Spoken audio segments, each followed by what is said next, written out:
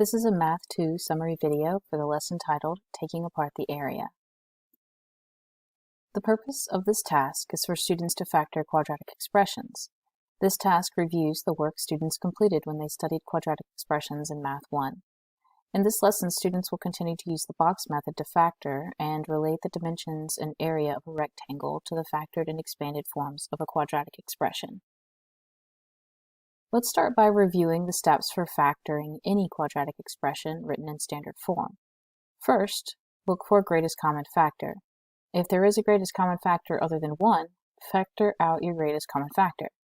Then, multiply a times c and find two numbers that multiply to get the product AC and add together to get the sum of b. The two numbers that you find will be used to replace b in your expression. Now fill out your box. The two numbers that you found in step 3 will go in the upper right and lower left corners of your box. And then finally, find the greatest common factor of each row and column. Write these values on the top and left side of your box. These expressions that represent the width and length of your rectangular box are the factors of your quadratic expression. Let's look at a few examples. First, we want to look for the greatest common factor. In this problem, 2 is the greatest common factor. So I want to factor out a 2. Now a is equal to 1, b is equal to 12, and c is equal to 35. My next step is to multiply a and c to get 35. I need to find two numbers that multiply to get 35 and add to get 12. To do this, I'm going to make an organized list of the factors of 35. 1 plus 35 is 36. 5 plus 7 is 12. This means that the two numbers that I am looking for are 5 and 7. I'm going to substitute those two values into my equation for b. Since this video is demonstrating how to use the box method to factor, let's go ahead and set up our box. Once all four values are in the box, I need to find the greatest common factor of each row and column. The greatest common factor between x squared and 7x is x. The greatest common factor between 5x and 35 is 5. The greatest common factor between x squared and 5x is x. And the greatest common factor between 7x and 35 is 7. Now that I have my factors for my rectangular box, I can use them to write my quadratic expression in factored form. Also, make sure that you notice that the 2, which was the greatest common factor of my original expression, is included in the factored form of the expression. It's important to make sure that your final factored expression is equivalent to the original expression given in standard form. In this example, the GCF is equal to 1, so we don't need to start by factoring something out of all three terms. This means that our first step is to multiply a and c together. For this problem, we need to find two numbers that have a product of 30 and a sum of 17. I again start by making an organized list of the factors of 30 and find the sum of each pair of factors. 2 and 15 are the numbers I'm looking for. So I use them to rewrite my expression by replacing 17x with 2x plus 15x. Now I'm ready to fill in my box. And then find the greatest common factor of each row and column of my box. Once I have my factors, from the top and left side of my box, I use them to write my quadratic expression in factored form.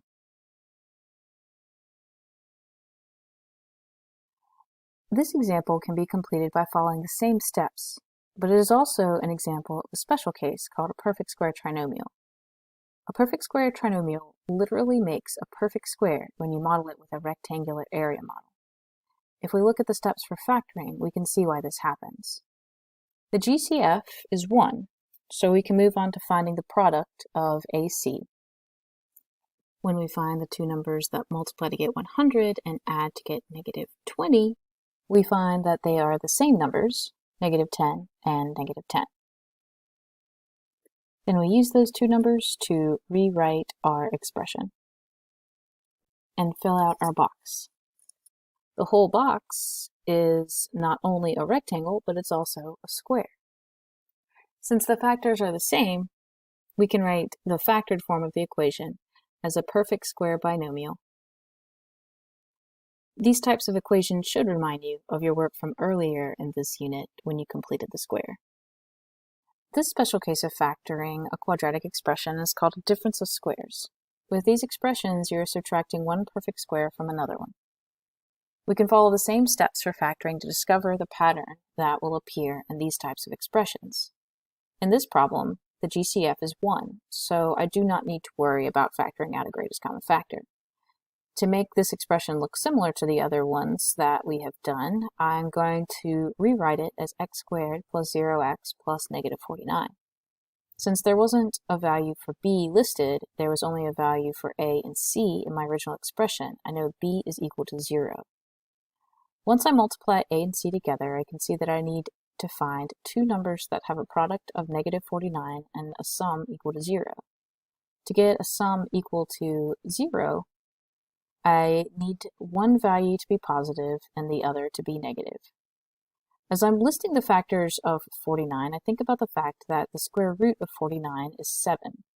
7 plus negative 7 will equal 0, and 7 times negative 7 will equal negative 49.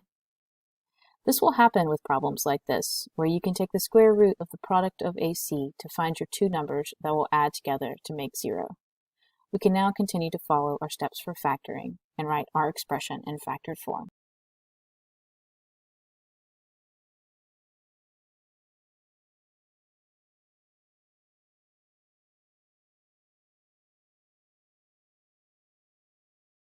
Even if there are special cases, these steps will work for factoring all quadratic expressions. First, look for a greatest common factor. If there is a greatest common factor other than 1, factor out your greatest common factor. Then multiply a times c and find two numbers that multiply to get the product AC and add together to get a sum equal to b. The two numbers that you will find will be used to replace b in your expression. Now fill out your box. The two numbers that you found in step 3 will go in the upper right and lower left corners of your box. And then finally, find the greatest common factor of each row and column. Write these values on the top and left side of your box.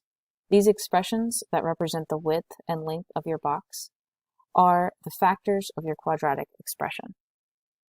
All right, that's it for this video. Thank you for watching.